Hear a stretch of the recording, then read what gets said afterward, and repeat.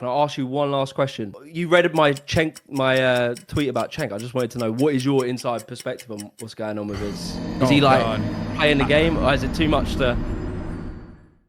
I really feel like the left. I don't know. I know you champion a lot of social issues, and I sort of fundamentally agree on a lot of these social issues. But I feel like just the political approach should be just to focus purely on economics in this era, in this period of time. And I talked about this in my immigration video. I was like, it's very hard to make people care about helping the vulnerable when they're struggling. Like, it's really hard to extend generosity when you feel like you have no generosity extended to you. So it's like getting caught up on a lot of these like social issues when really you can just focus on economic arguments, and a lot of the economic arguments will rise the boat. Like, if you can move the economics to be more fair, more redistributive, then you rise the tide for everyone in society, and then you can move on to the social issues. If social issues are the only thing you're championing and you never champion economic issues, then yes, you will be belittled and you will lose elections every step of the way, especially when the economic issues, as a matter of fact, help marginalized people disproportionately more than it helps, I guess, like the white working class. Because especially, I can speak for America, where black people on average are poorer than white people as a whole. So any sort of universal initiative like socialized medicine directly targets black people disproportionately. So much so that a lot of the social safety nets in the United States of America have been undermined by pointing to how black people take advantage of it in this country.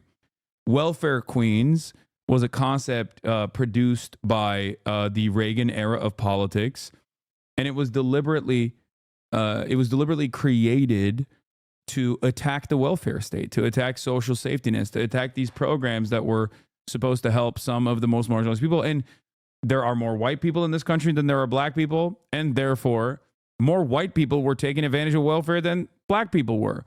And the undermining of the welfare system, championed by the very same white people that use welfare, actually ended up harming them.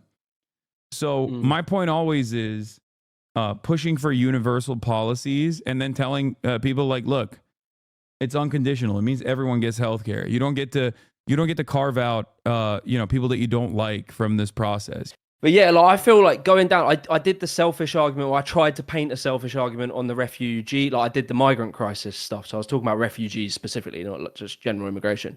And like a big part of it in my head was like, because again, I'm sort of talking about this thing where it's really hard to push an empathetic view to someone who is also struggling. Like, that's a hard sell.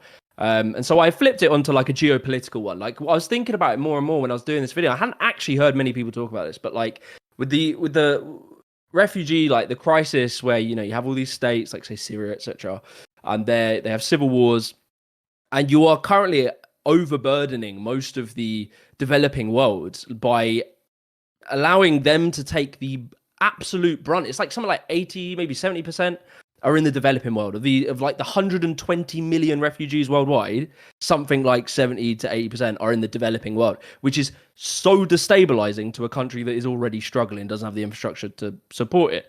And so I was saying, well, where do you think? So I sort of looked through it, and I did a bit about like the formation of like Taliban. I was sort of looking at the Soviet-Afghan war and how it displaced a lot of Afghans.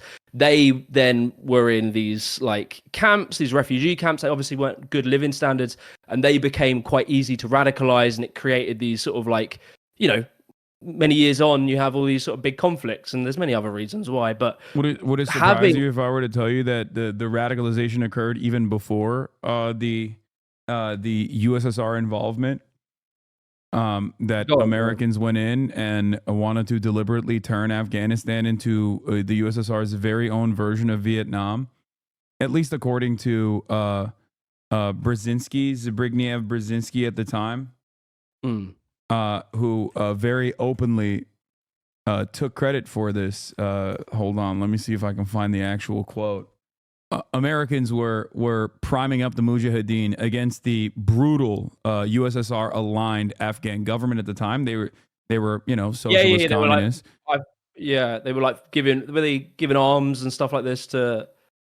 They were sort of like poking the nest as well. They were like involved in the same conflict. Yeah. Either way, anyway, this is about sort of specifically about refugees, right? So you then put all these people into a poor country that can't look after them, and it is, they're living in terrible conditions, and it becomes a prime place for radicalization, and it destabilizes countries. Like you can look at like Congo had 2 wars, which I believe come from like refugees. I can't remember exactly what conflict, but they're refugees that went there, destabilized it. So basically what I'm saying is the argument you can make to these people, which isn't an empathetic argument, it's purely just geopolitical, is that if we don't take refugees, if we don't help these people now, 5-10 years, you do not know what destabilizing effect that's going to have on the wider world. And you're making a problem for the future. It's like, it's just sweeping something under the rug. It's like in the future, it's going to get worse. And this has been our approach in Britain for a long time, where we just kick the can down the road. And so I feel like those arguments, I don't know, I'm trying them and seeing how they push through, but just forgetting compassionate arguments. Because I remember when I was in that position, you could never really argue empathy to me, because I'd always be like, mate, we're struggling. So like just sort of talking geopolitics and talking like, well, what happens if we don't help refugees? No one's really talking about it. You never hear Farage for a second think about that. What happens if we don't help these people? It's a good starting point for a lot of people because, a lot of people it will appeal to. I just think there is a contingent of society, especially on the right, where compassionate arguments are always thwarted by what about our own problems? And obviously they never have solutions. They'll say, well, why are we housing refugees when we have our own homeless? It's like, yeah, but I literally did in the video. I don't see you advocating for socialized housing. Like I don't see you advocating for more council housing, And I did literally in the video. I did like a control F on reform and conservative manifestos for the word homelessness, and they didn't appear once. They're in the Labour manifesto maybe 4 times, and like refugee migrant is like in their manifesto like 20 times, reform and conservative. They don't give a shit, It's but that's the problem though, because the new Labour manifesto or the new Labour attitude is also not great. They just span on it, man. They just always submit to that right wing frame, and it's like, bro. But it's not necessarily right wing framing, is what I'm saying. It's more so the corporate interests there at play, and they are beholden to the same corporate masters in the same exact ways that like the right wing parties are, which is why they have to take a more tolerant approach. But because they're not actually interested in tackling the underlying problem, then they just come across as like smarmy, woke, annoying shitheads. Like smarmy, woke, annoying, liberal, elitist shitheads who don't want to address any of the real problems at all. And that's the issue. Can I ask you one last question? I've really enjoyed chatting with you, by the way. Yeah. I just wanted to ask, like, what you read my tweet about Cenk. I just wanted to know, what is your inside perspective on what's going on with his? Is he playing the game, or is it too much to? I don't know, because like I am obviously a bit biased. This is a man who's seen me shit my diapers. You know what I mean? He is my uncle after all. But I think Cenk used to be a big fighter for progressive causes, unconditionally and uncompromisingly, right? He always would tell the Democratic Party never to cave and capitulate the right wing framing on issues. And I feel like after years and years of not getting the results that he wanted to, I think he's given up hope on the Democratic Party almost. And that's a very dangerous prospect for his future politics, because when you give up hope on the Democratic Party, that's one thing. But after giving up hope on the Democratic Party, assuming that the Republican Party is going to do anything that is at the behest of the working class, I think is when you make that leap, or when you even entertain that as a concept, you're slowly but surely radicalizing yourself in the opposite direction.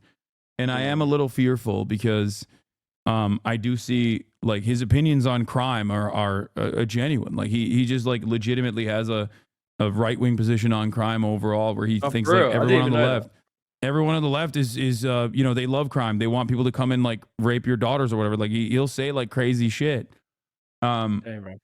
And we've had some arguments both privately and publicly, including in what I call Thanksgiving, where he comes over for Thanksgiving. We just did that recently, and we talked for like 3 hours. But I think, your pub conversations have got to be wild. I can't imagine when you lot have a few bevies. Yeah.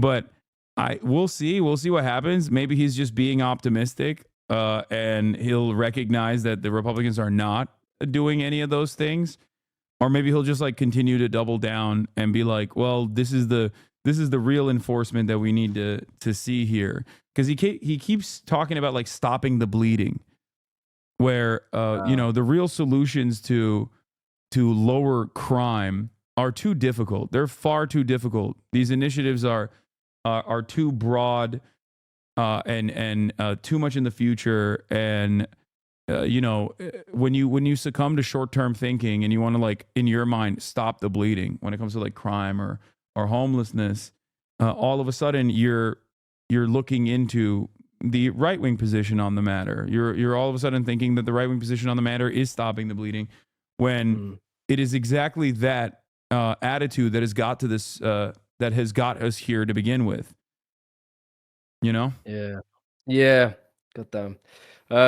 Yeah, man. It's been really cool chatting with you. I really appreciate you watching my video, and yeah, keep in touch. It'd be nice to have a few more For sure. yeah. All right. Sick, man. Been really cool.